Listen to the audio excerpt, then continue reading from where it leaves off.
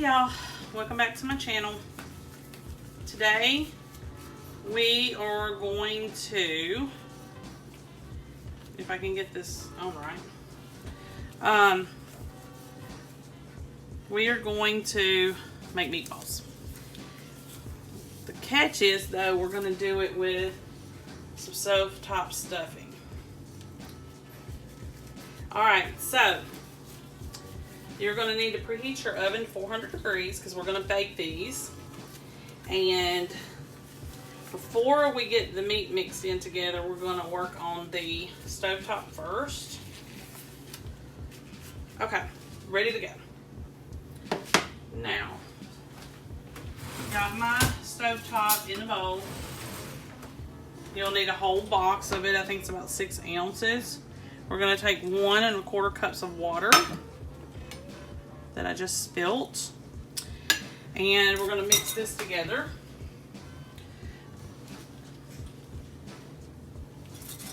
And then we're going to add it to the meat.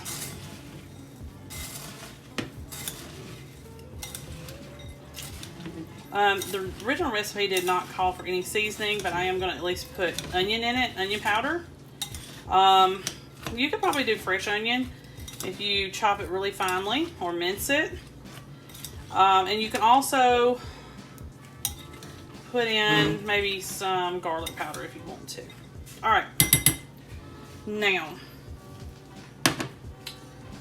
2 pounds of ground beef, but of course you can mix it any way you want to. If you want to throw in some turkey or ground chicken, then by all means do so.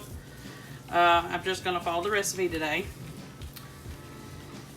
And got my gloves on so I'm not disgusting. But anyway, 2 eggs.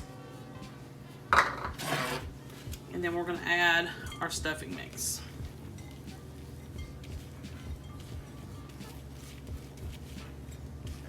Okay. Should have did this first, but and our onion powder. You put in as much as you like. I'm going to do about a teaspoon, maybe a little bit more. And then we're just going to mix everything together just like we would meatloaf, because meatballs are a lot like meatloaf. Basically the same mixture with a few different little changes.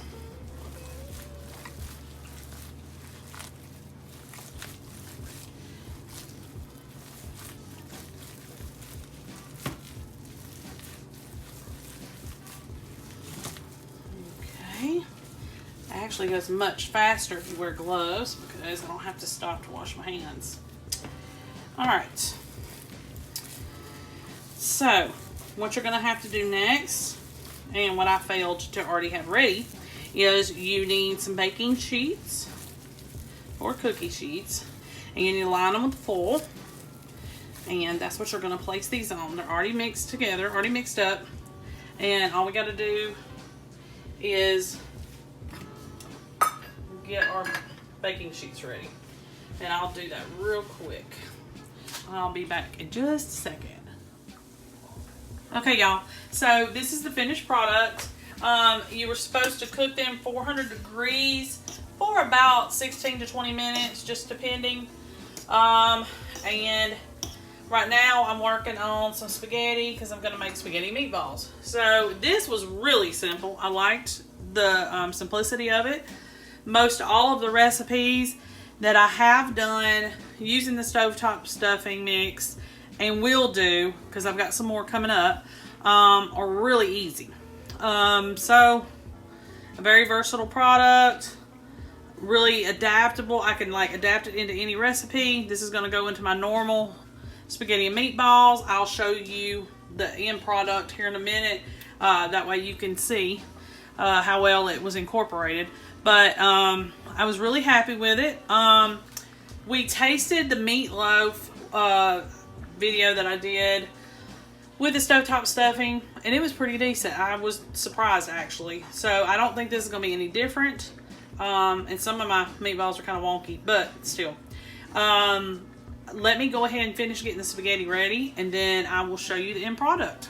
I'll be back in a few. Okay, y'all, so this is the finished product. As you can see, it looks just like regular meatballs.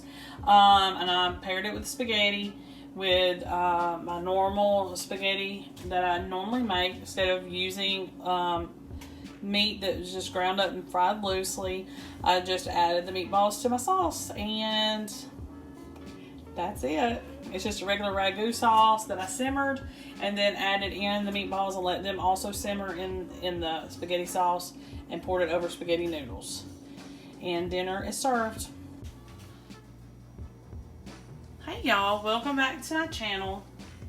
Today we are going to make another recipe containing stovetop stuffing. This one is a broccoli and cheese casserole. So what you need to do is go ahead and prepare your stuffing according to the package directions, or you can go by what the recipe states in it. I'm going to add chicken broth to mine instead of just plain water. And a half a stick of melted butter.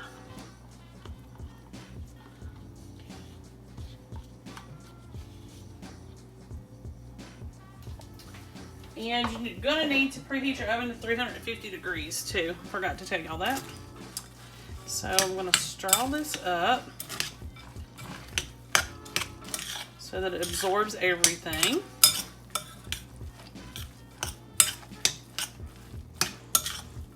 Alright, so we're going to let this sit for just a second and finish fluffing up.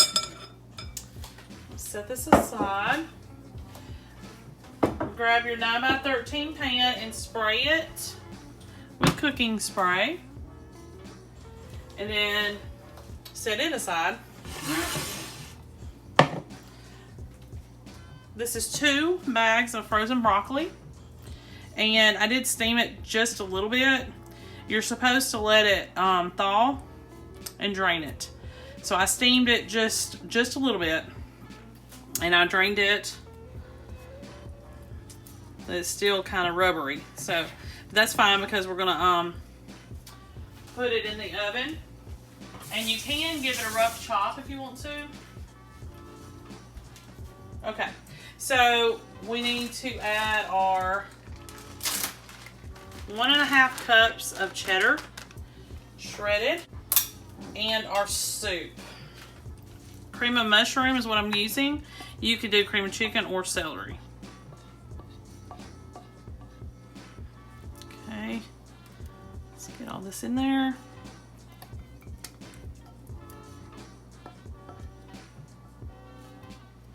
Okay. Now I'm gonna get a big spoon. Stir all this up.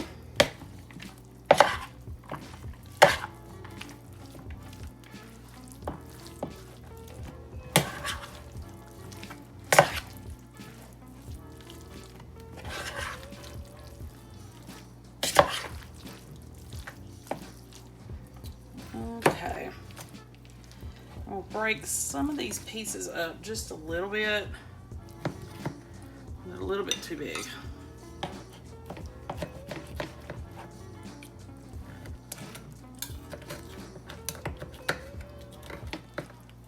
Okay, all right.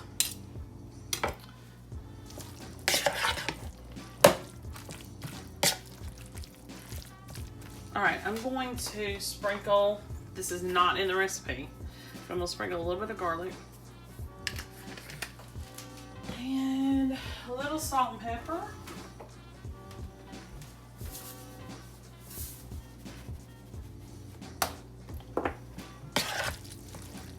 Just a little bit. And you can leave those out if you prefer. All right, so bring your 9x13 back. You're going to pour all this in.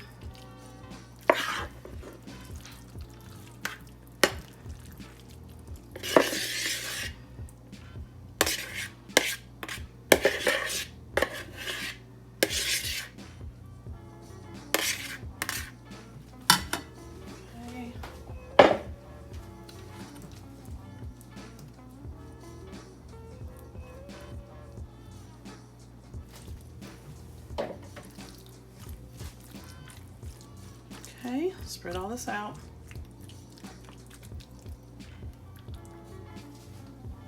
And now I'm going to put our stuffing over the top.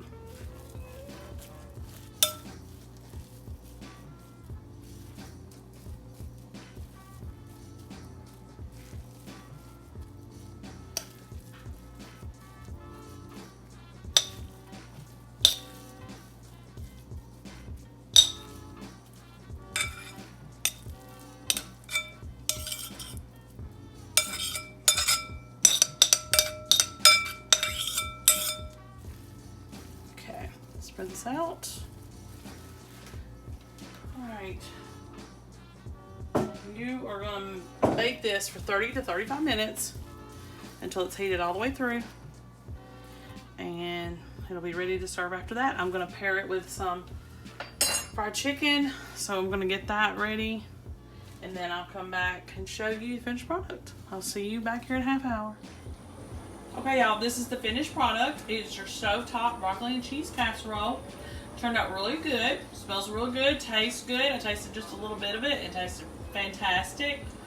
It's full of flavor. I did add chicken bouillon cube to the water that I put in the stovetop to begin with, where you have to mix it up in the beginning of the recipe. And I feel like that added a lot of flavor. And it was really cheap to do, so it didn't cost me anything. And I paired this with chicken, and I feel like that's enough for one meal. It contains your vegetable and your starch with your meat, and it's a really cheap dinner, and it'll go great with trying to find other ideas for stovetop stuffing. Make sure you like and subscribe. I'll see you next time.